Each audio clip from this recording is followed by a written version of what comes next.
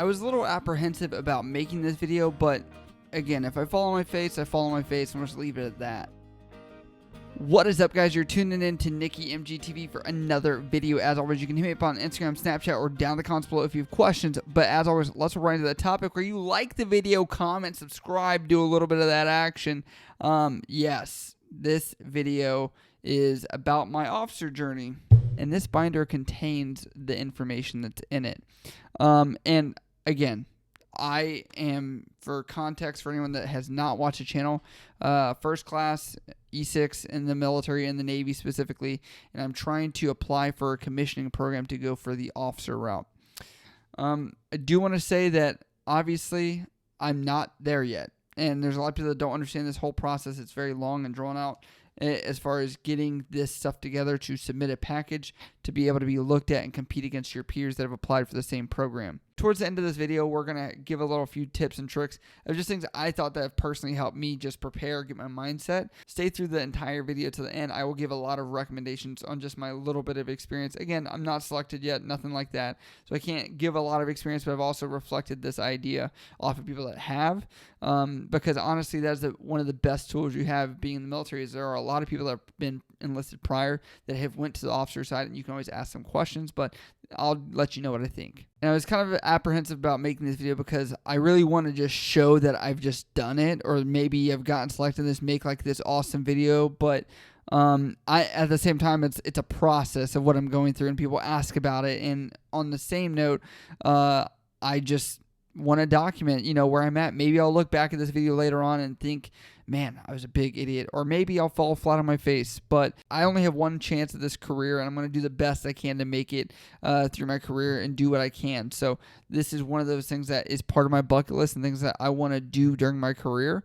And it's honestly, I would say, probably one of the last ones as far as like big milestones that I can think of right now. I think just because I've had this on my mind for so long. And to get back to this package, last year I wanted to apply as well, and I did not get to apply because of really two reasons.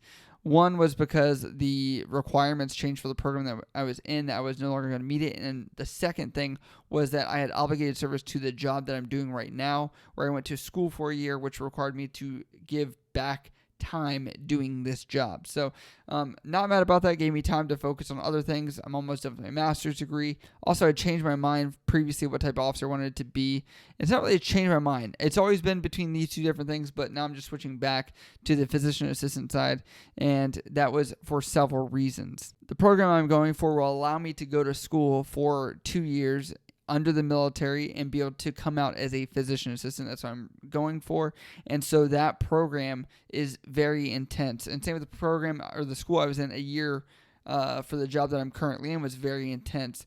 And after that, me and Justine were like, do we really want to go through that intense schooling again? I think we had just had so much movement and chaos during that year of my schooling, and on top of that I had training after that. Then when I got to my first command, I went and I left for 2 different ops after that she was like, can we just have you here or stay? And so that was kind of why we were leaning towards the other program. But as things have calmed down and we've kind of been able to recoup, I think, and look back at this, it has really been a family decision that this was what I've really wanted to do. And that was kind of me just saying I wasn't going to do it because family, which family comes first, and that's kind of what it is. But either way, I'm just letting people know why I changed my mind, or not really change it, but reverted back to my original plan. Was because of this and my vision to not only satisfy my family, but also my career and things like that, my mental well-being and things that I want to do as my day job. And I think Justine realized that, and that's why we had this thorough discussion to go back on the road for physician assistant and apply for that. Stay patient. This is not, Rome wasn't built in a day. So, and neither will this. So, if I don't get accepted this year, or I do, it's going to be an amazing experience trying to figure this path out. But as far as what I need for this program, I need 2 different things for class. I need Chemistry 1, Chemistry 2, which are going to be starting in January this month, in the middle of it. And then I have another one immediately after that. So I'll have those 2 classes done. The next thing is I need to take an SAT. Yes, I understand. The SAT. You guys were thinking you guys were out of this from high school. I believe it's the only program that requires the SAT. But overall, yes, I'm being very humbled by high school kids talking about their SAT experience here on YouTube as well, and I'm studying for that coming up. I was supposed to take that test in January, but I will actually be going for a training in January to the States. So I'll be going back there, and I'll have to take it when I get back here to Japan, likely sometime in the frame of early spring to mid-spring time frame. Next is going to be difficult, and that's just letters of recommendation. This is always difficult because finding out, I guess, who is a good recommendation for you. How can you diversify? Who would you like to recommend you to show to the selection board that you are ready for this new position and that someone can vouch for you that's very credible. So letters of recommendation can be very hard to get because it's a one-way transaction where hopefully you can reciprocate some value back to them so it doesn't feel like you're just asking for a letter of recommendation. You actually work with these people.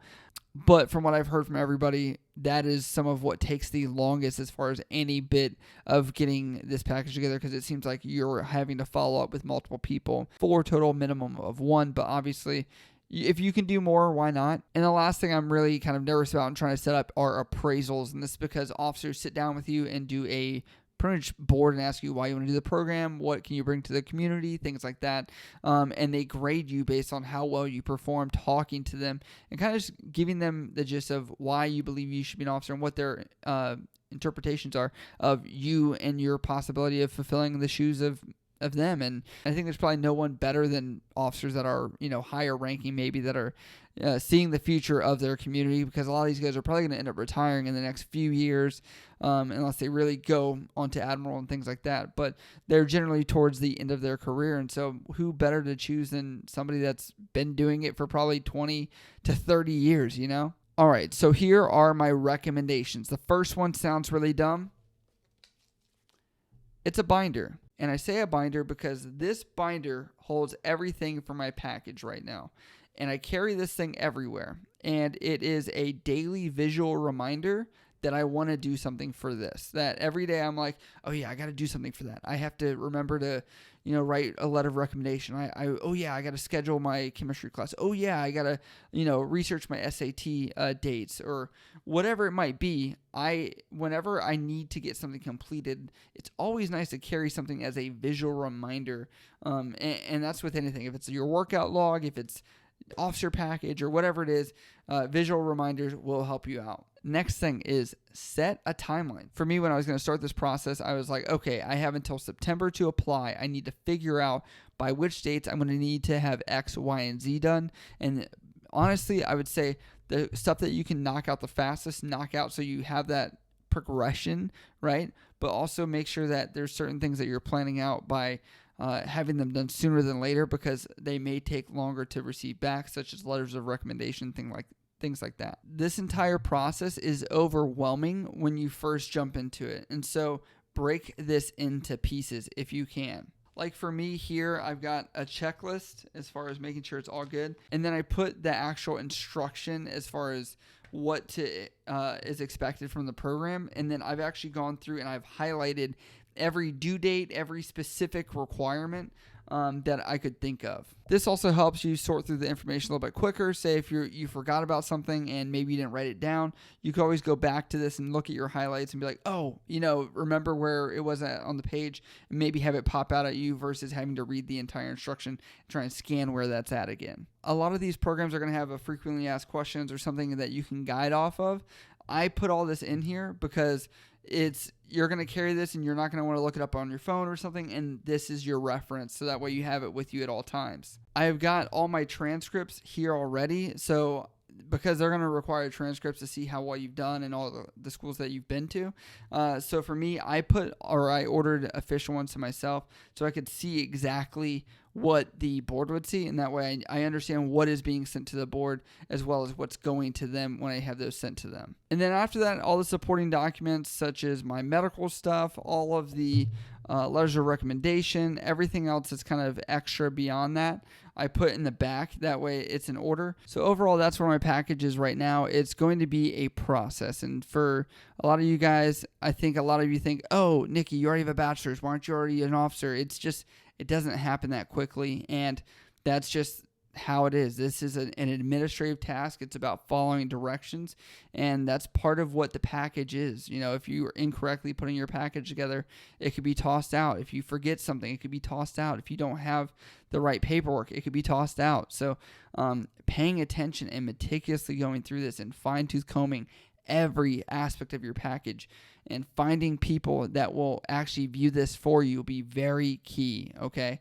Someone that you trust, bring your guard down, humble yourself down, and just say, can you please look at the way I wrote this, the way that this looks? Can you read this?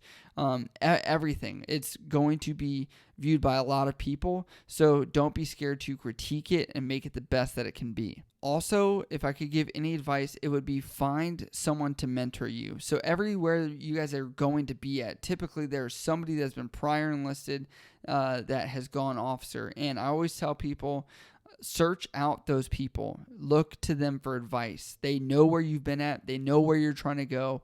And a lot of them serve, these Mustangs is what we call them, nicknames, serve as like a very in-between to mentor junior officers, but also be a more stabilizing factor to the junior officer ranks as well. And also, get other people that are enlisted and help bring them up to those officer ranks. I mean, it's a very special position that Mustangs get to play, and so respect what they do, respect where they've been, and definitely reach out for help.